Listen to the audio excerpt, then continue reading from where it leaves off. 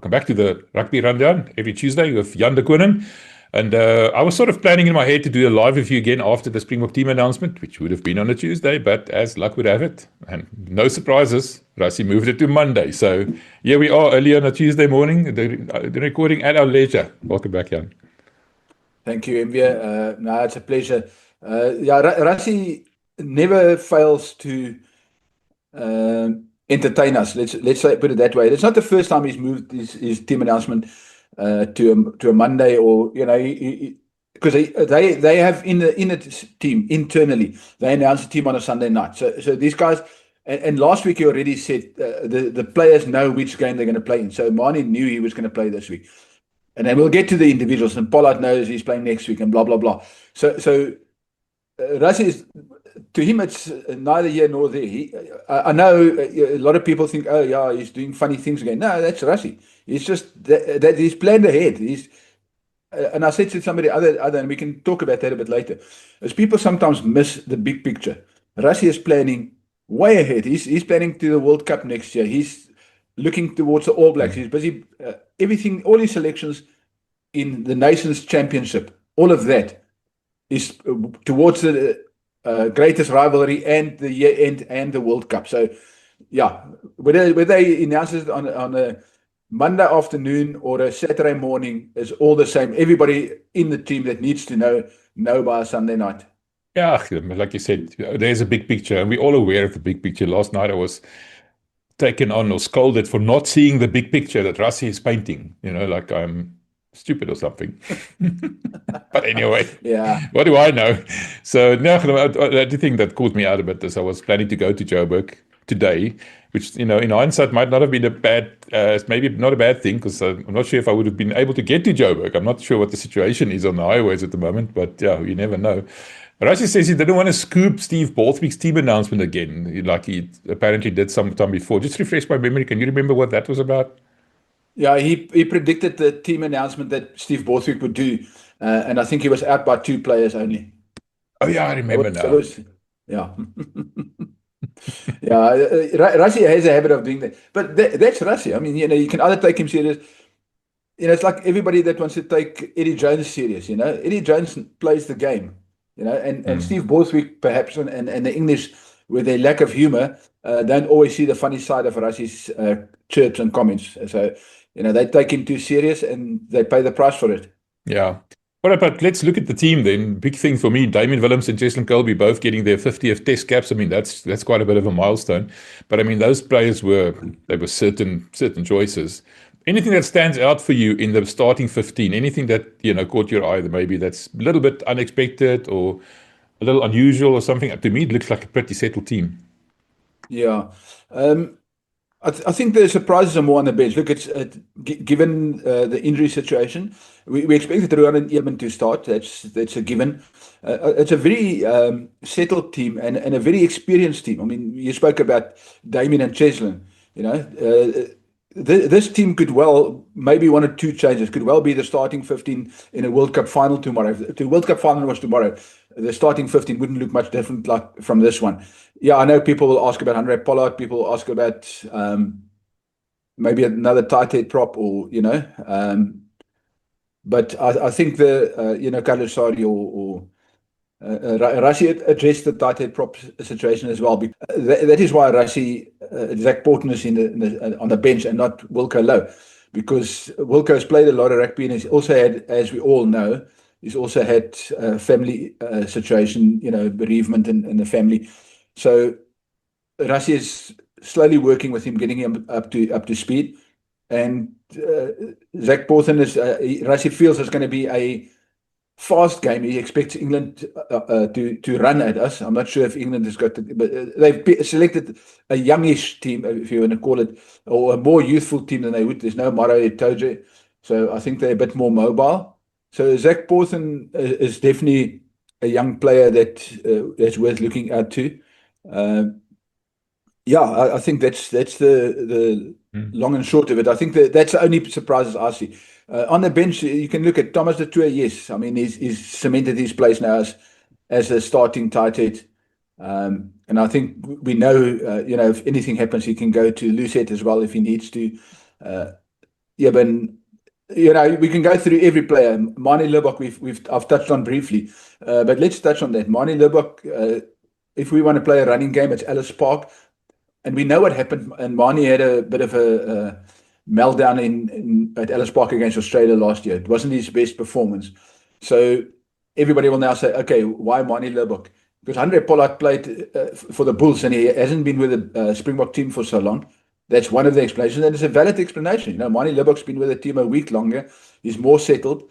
Plus, Rassie clearly wants to play a specific game at Ellis Park. So he might say that England's a more mobile team, but he'll certainly test them with Manie's type of game. So I expect a very exciting game with Manie, and I don't think there's anything wrong with Manie. I haven't seen many of his Japan games, but apparently he's a more mature player, and that happens with players. I mean, we've seen so many players. We've seen a Percy Montgomery coming back and being a superstar after being a couple of years out of the country. Sometimes it's just that change of environment, not directly competing with Sasha for the starting place at the Stormers and getting a bit of his own time and clearing his mind. So some players do that, so let's hope for Manie's sake that he makes amends for what happened last year.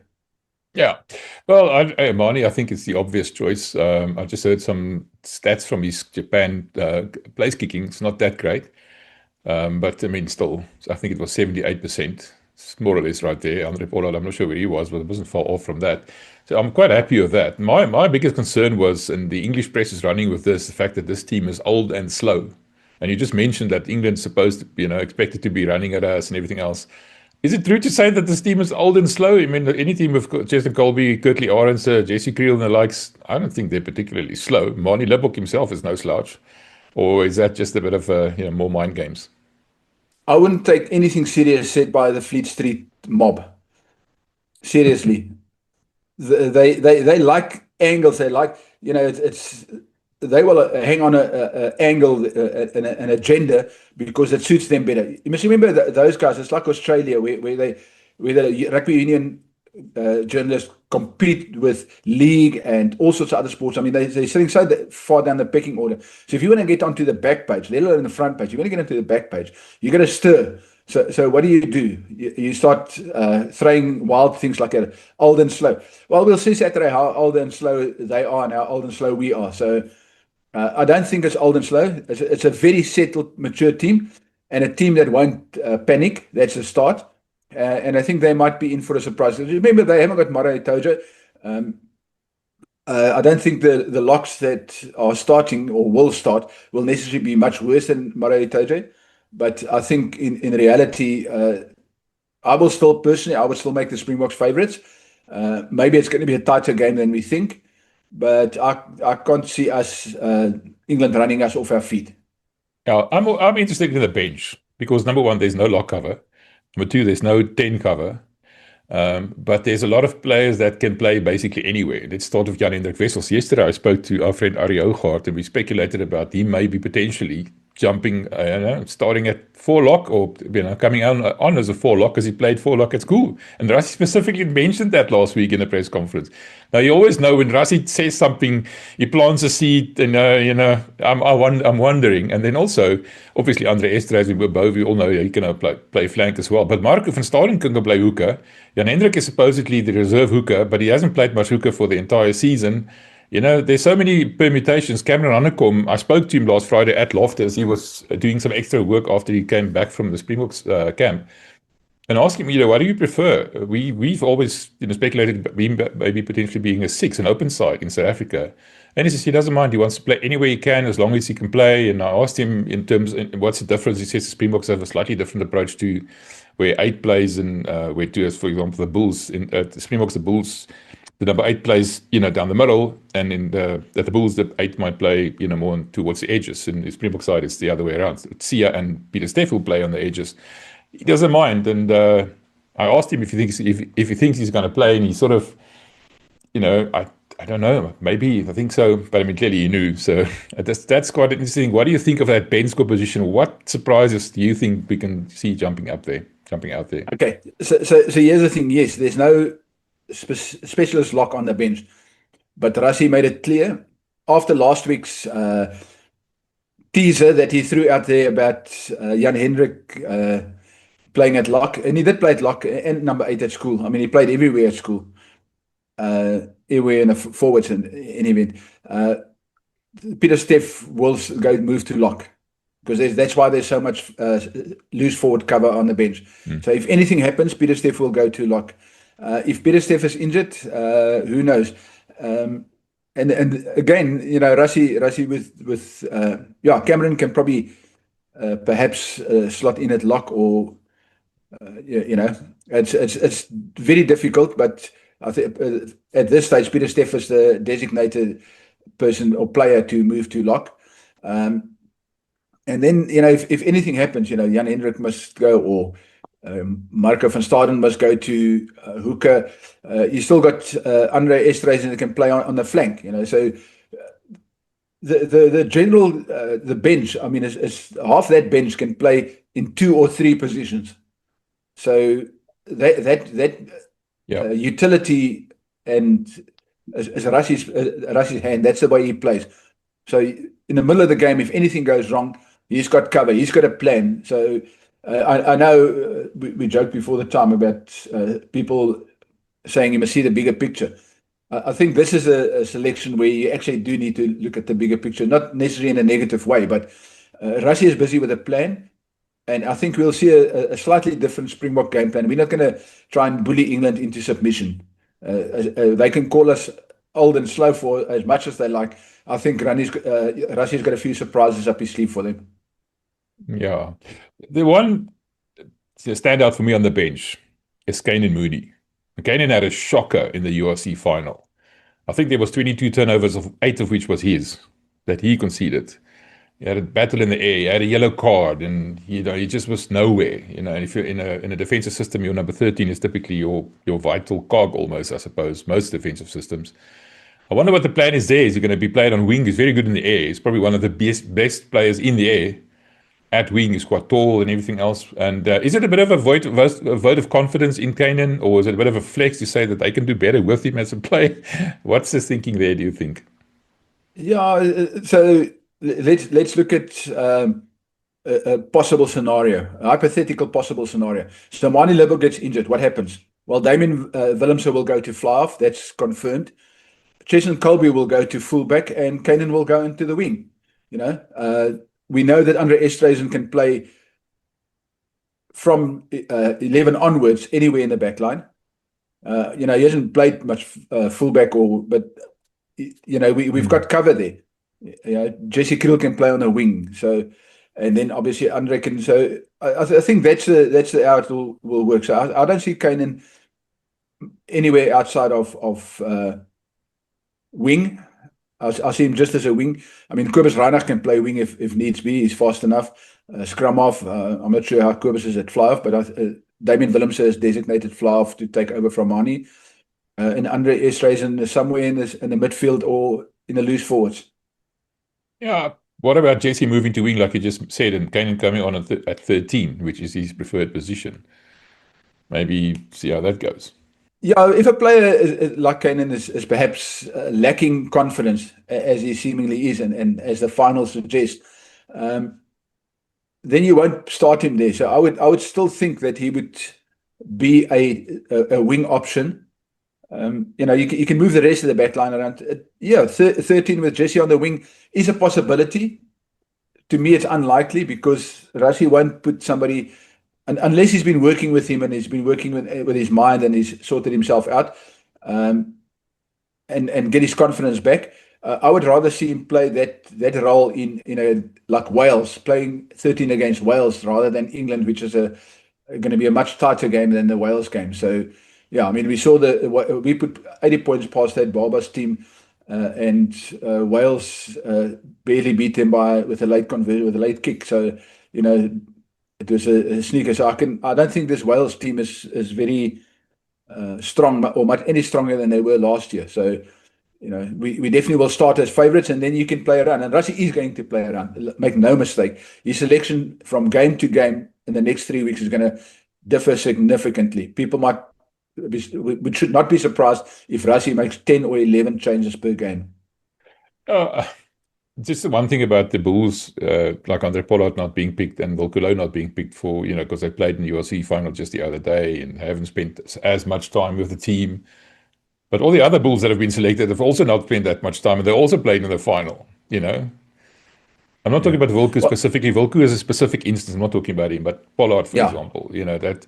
And I'm not saying that they should pick Pollard ahead of Lubbock's. Not what I'm saying. Lubbock is the right choice for this game. Make no mistake. But I don't think the argument about Pollard not this and that that doesn't really hold water for me. I think that Pollard needs to build up his confidence again because he also had a bit of a shocker towards the end of the URC season. Yeah, I think that's the last bit is probably closer to the reality. Pollard did struggle after his struggles with the goal kicking. That seemed to get into his head a bit, and the rest of his game sort of went south in the same way.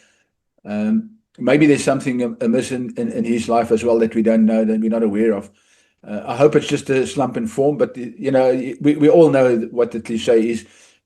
Class is permanent, form is temporary, class is permanent. So I think Pollard will be back, and Rassie will have a way of getting him back. I think perhaps more the type of game that Rassie wants to play, and he needed to have somebody practice. And that's why when he said Mani has been with him a week longer, it's because Mani had a week longer to practice this specific style of play.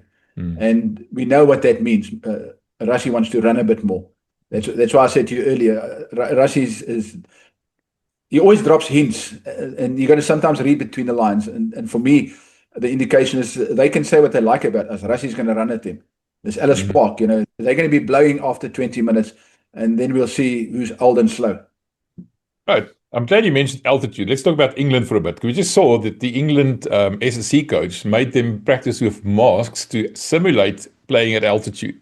Now, I suppose that's one way of doing it, but when Malcolm Morris runs over you, you forget about all altitude and everything else. Do you think there's any merit to that kind of a thing? Or is it, are they overhyping it maybe? Yeah, people try and find different ways. I've still puzzled that people don't just do the basics. Go train at altitude for a week. It's been proven. You got to give yourself 7 to 8 days. So in England, maybe they wanted to have their players from the final. That might still come back to bite them because those guys didn't have much recovery time. So what when he names his team, I'd be interested to see how many of the Saints guys actually make the cut. Will they be able to cope with altitude after such a big game? You can do all the science you want, and we've seen that people have tried flying on the day before. We've been trying this since the 80s, 70s, and the 80s here in South Africa, flying from Cape Town to Pretoria, or flying from Durban to Pretoria, trying all sorts of things to Joburg. And the reality is just, both teams are going to play at Ellis Park, and both teams are going to, yes, the Springboks have been training there, so they will have an advantage in that regard. But wearing masks, I don't know if there's any scientific evidence that that's going to help them play at altitude. Yeah, well, let's talk about the team. Like you just mentioned, Saints won the title, second time in 3 years. Last year, of course, Bath won it. But that should be theoretically quite a strong team, settled team, used to playing with each other. Cohesion is going to be quite good. But most importantly, that means Henry Pollard will probably be in the team. And I mean, like you just mentioned, you said something about Dwayne Vermeulen. Tell me about that. Yeah, I think we shouldn't be surprised if Rassie on Friday comes with a sudden change, and Dwayne Vermeulen's on the bench. He's been asking for 10 minutes in a game with Pollard. Yeah, so I think, in all seriousness, the important thing is he's a good player. Does his mannerism irritate people? Yes, I don't think it, but I'm old school. So, this is a modern game. You want primary school kids to be interested in the game. You got to have characters. We always said characters. I mean, we come from the 70s, 60s, 70s, and we had some serious characters. So do we? I don't think there's a problem with him as a player, and I think if you start focusing on his mannerisms, he succeeded. He's already beaten you because you're taking it away from your game and you're taking it away from his game. So ignore what he does and ignore his mannerisms and focus on what you're supposed to do on the field, and that's beat England. Yeah, last week Rossi said that Pollock and Sasha are pretty much the same in terms of the hype. They get a lot of hype, and but I think there is still a distinction. Just to continue on the Pollock theme for a little bit, I think Sasha sort of tolerates the hype. I don't think Sasha courts it. Sasha doesn't want to be the superstar and getting all the attention. Maybe a little bit, but not. It's not a limelight hogger, call it that. I think Pollock wants it. Pollock loves it. Pollock wants to attract it. There's nothing wrong with it. Again, I'm just saying this. That's why the difference when you start shouting at the crowd and that kind of thing. There's a bit of a method to that madness, I suppose. But if you want to get the South African crowd riled up, start doing it at Ellis Park. I'd love to see that. Yeah, he might. I don't think he's ever played at Ellis Park, so he might be in for a surprise. Although we're going to have a very empty Ellis Park, so that might scare them even more. The fact that there's nobody, they're going to be waiting for where all these guys are that's waiting for them, because they're not going to arrive. Well, if South Africans are too scared to go to Ellis Park, what's waiting for them outside? You never know. Well, it's not about being scared. We know what that place looks like. We've been there often enough, and the way it's declining. I mean, it's a horror show. You barely can drive on the highway now. If you dodge all the roadworks trying to get to Ellis Park, you've got two ways in and out. And either way, once you get off the highway, that last kilometer or so is you run the risk of a hijacking. Whatever Saru says and stuff, it has an impact. The area has an impact. The ticket price has an impact. I know you didn't ask me about that, but there's a reason why they're struggling to sell. They've only sold about 30,000. They've got more than 35,000 tickets. Yesterday I looked, they still got about 35,000 tickets. The only tickets that was sold is the cheap seats. So the 450 rand seats. From now on, if you want to buy a ticket, you're going to pay a minimum of 950 rand for your seat. So you're going to have a lot of English guys. It won't be surprised me if there's more England shirts in this crowd than South African shirts, because suddenly it's less than £100 for them. It's cheap seats for them. £50 for a ticket. Just as we were talking, WhatsApp popped out on my phone. Something that I knew before, but I wasn't allowed to talk about. But Elrich Louw has now been confirmed to have been called up to the Springbok squad. So there we go. Willem Strauss just sent out the WhatsApp. So now I can say it. Thank you, Willem. Perfect time. So it's confirmed. Yes, Yeah. I remember you mentioning it to me. Yeah, I think that might have something to do with Franco Mostard's injury, because Rassie said in his press conference, Franco Mostard is 2 to 3 weeks. 2 to 3 weeks means he's not going to play in the Nations Championship. So I think it's got to do more utility forward, and maybe that's your answer for the next game. You got another utility forward, and you got Luet is maybe back next week, potentially. So I think that just explains that Rassie is covering for Franco. Yeah. Well, Riley Norton is also out. I mean, he was supposed to make his debut this weekend, and sadly got injured. I think the second last practice or something, or movement of the day. Quite a severe injury, hamstring tear, I think. So that's bad news. Yeah, grade 3 hamstring tear. So that's months. It's not weeks. Yeah, and it's interesting what Rassie said about the youngsters bringing a different energy and the dynamism to the practice. I mean, I seem to be more energetic and the likes, and putting the old guys, the old and slow guard, along with them. Yeah, I think maybe it happens. You try and get a bit too enthusiastic. He had a really good game for the Barbers. He showed that and he has bulked up a bit, and he showed that he belongs there. So maybe Rassie should have reined him in. I know there's speculation that he would have started. Whether Rassie would have followed through on that, who knows? But the reality is that Riley is now out. It's sad for him, but he's young enough to recover, and he'll be back. Maybe for the year-end trip to the UK. I just think young players like that, when you see they get a bit over enthusiastic, maybe rein them in a bit and say to them, "Listen, you're in the picture. Don't go and injure yourself." I remember James Dalton, the famous thing before the test. He went and ran on a treadmill. I don't know if somebody whispered in his ear that conditioning needs a bit of upgrade. He went and ran on a treadmill and pulled a muscle and was out for a few months. So it happens sometimes. Players, for whatever reason, gets a bit over enthusiastic and suddenly do 10 extra sprints or 2 extra sprints, and it's that extra sprints that usually do the damage. So yeah, I do feel sorry for him, but he'll be back.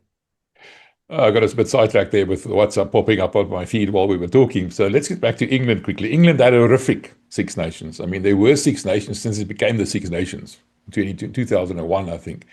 Ended fifth, only ended ahead of Wales, who was even worse. And you just mentioned Wales early on in this conversation. England's under pressure here. Steve Borthwick's under pressure. He got his contract confirmed, but apparently it was quite a vigorous examination that he was subjected to. England can't really afford to let this one slip, yet they can't really be the favourites either. What are you expecting from this England side? If you look at the squad in general, I think they will be competitive. Like I said earlier, I think they'll be more competitive than we think. They will be a strong team. I just don't think they're going to last the pace. I think that last 20 minutes, if you look at what we bring off the bench, they can say, and again, they can say we're old and slow. But we bring off the bench, which they don't have. That depth that we bring off the bench, Jan Hendrik, Gerard Steenekamp, Zachary Porten, Marco van Staden, Cameron Hanekom, then in the backline, Kobus Reinach, Andre Esterhuizen, and Kane Moody. Now, bar perhaps 2 of those players, those could be starters, genuine starters, So our bench will not weaken, or in fact, we will be able to upkeep the tempo. So if the forward seems to struggle a bit, Rassie won't hesitate to put Andre Esterhuizen on the flank. If let's say for argument's sake, Pieter-Steph has to go to lock and Sia is struggling a bit, Rassie won't hesitate to put Andre Esterhuizen on the flank. He's done it before and he'll do it again. So to get back to your question about England, I think they'll be competitive. I think it's a good squad. I don't think they're a bad team. I just think there's something missing in the camp. So maybe leaving Maro Itoje out to rest. They're resting Maro Itoje. I think maybe that says more about the issues, internal issues, than actually the type of player they have. So let's see on Saturday if they look like a team or if there is. Because remember, they've also got. So you've got Pollock, you've got these characters, and then you've got some of the older players, and I don't think they take kindly to these youngsters. So Borthwick wants some new blood. He wants some freshness. He wants different dynamics in his team. And maybe leaving Maro Itoje at home will bring the dynamics of the team, will change the dynamics of the team, and it'll be a more settled, and the team will be more gelled. There won't be that internal strife. They won't have the old guys won't be so mad about Pollock doing all his poses. Yeah. You seem to be a bit cynical or skeptical of that Maro Itoje staying at home, but yeah, that's a story for another day. Just lastly, we keep talking about Rassie's, master plan and chess moves and everything else. And an important thing that happened is he recruited Joe Lewis, England's former lead analyst, who was with England for 9 years. Is he going to be involved in this game already? Obviously, that's going to be a huge advantage to the Springboks. Well, an analyst like that doesn't necessarily have to be at the team or with the team. In the modern era, I mean, you're sitting in Pretoria, I'm sitting in Cape Town.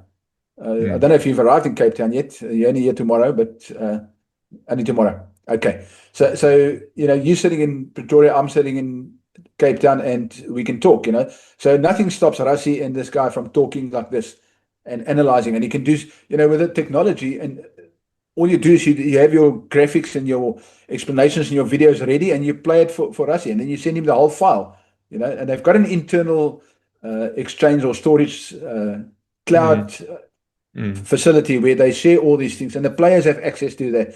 So that sort of analysis doesn't necessarily, the guy doesn't have to be, to analyze England and to give you some advice and stuff, or analyze your training sessions. Rassie can upload a training session for him or a certain move for him, and he can analyze and say, no, perhaps this is.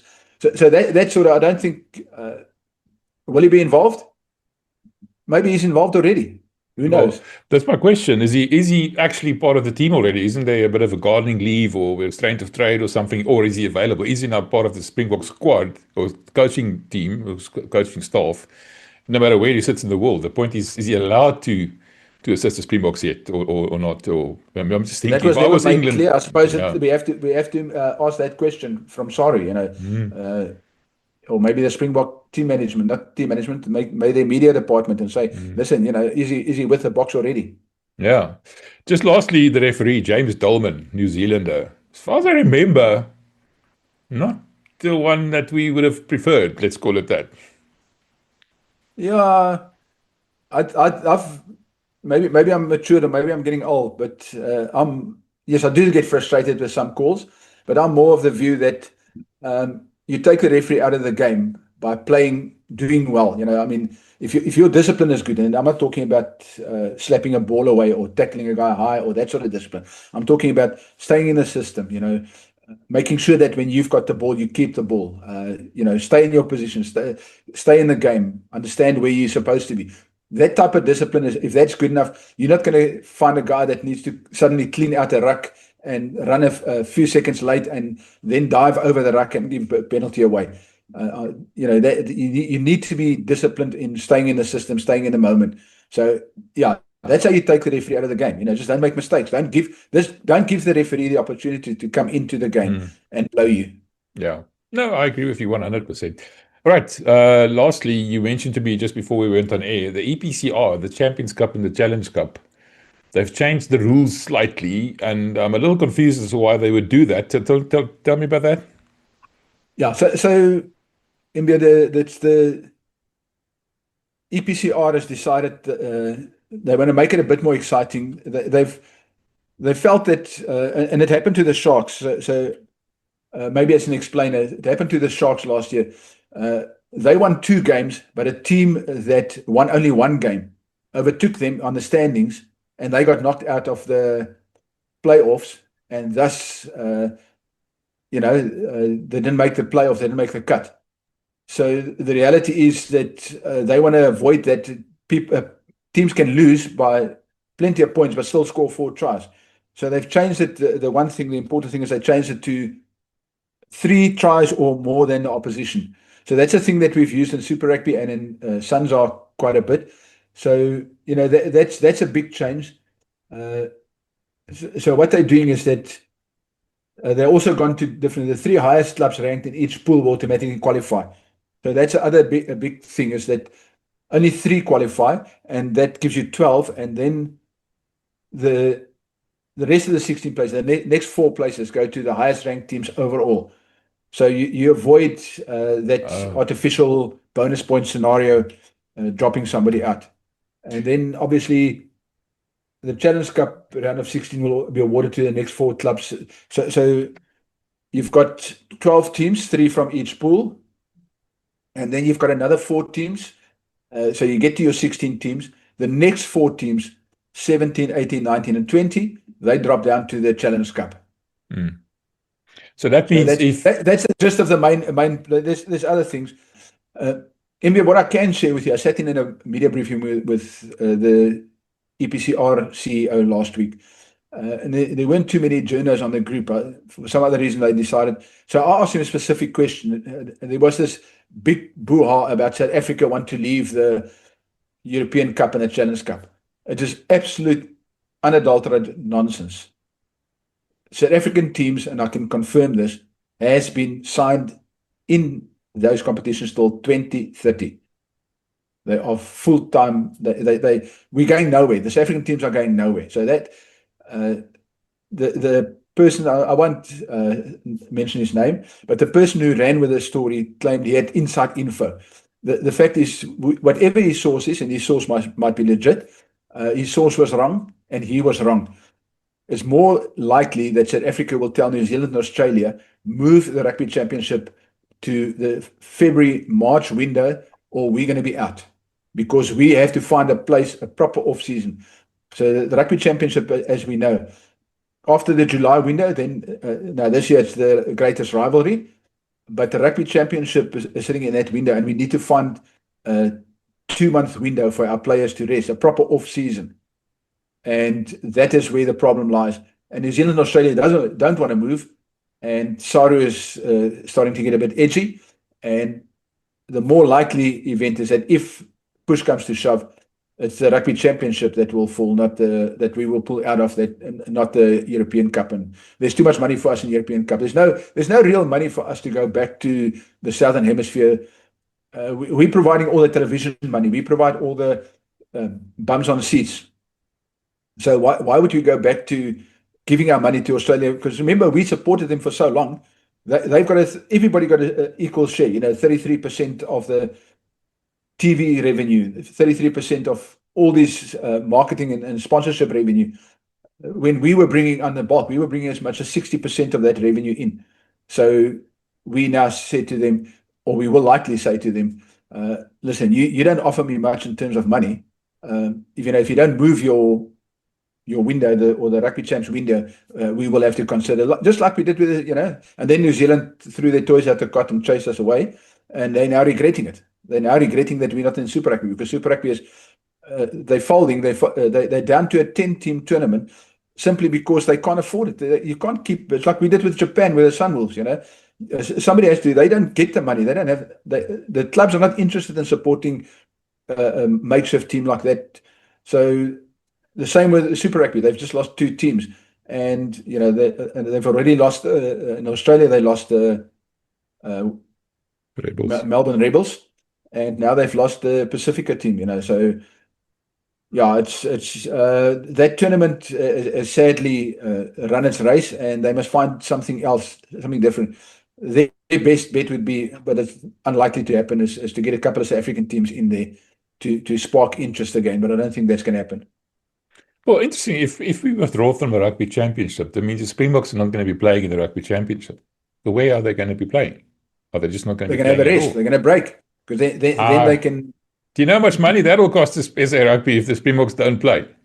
Or play, the Springboks will have to play somewhere else. That's what my thinking is. Well, they can play at Twickenham. They can have a series of games at Twickenham, because they're always popular at Twickenham. Twickenham sells, I think the last one where the Springboks played, they sold 60,000 seats. So, in pounds, that's quite a handy cash handout. So I'm sure it's not going to be as easy as I make it sound like. We're just going to walk away. There'll be a lot of talking, but the most likely option is the Rugby Champs.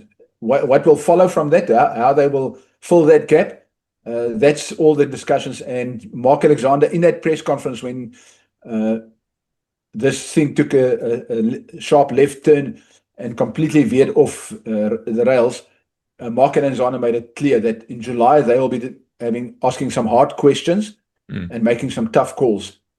And that's one of the things, that's where those discussions will take place. They are going to take place.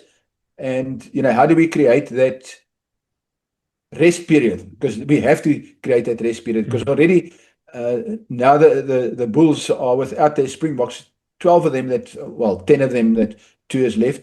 So 10 of their Springboks are not with them till December. And we've discussed this before.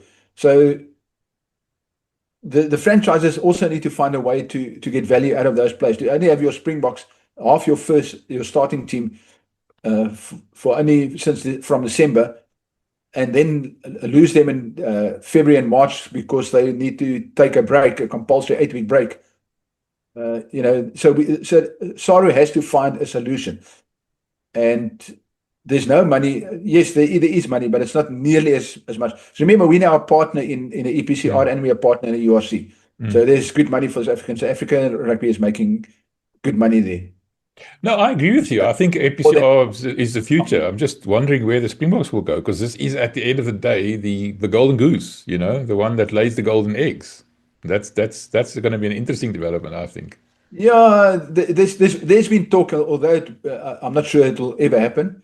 But there's been talk that the Springboks can go and add another team to the Six Nations or something like that.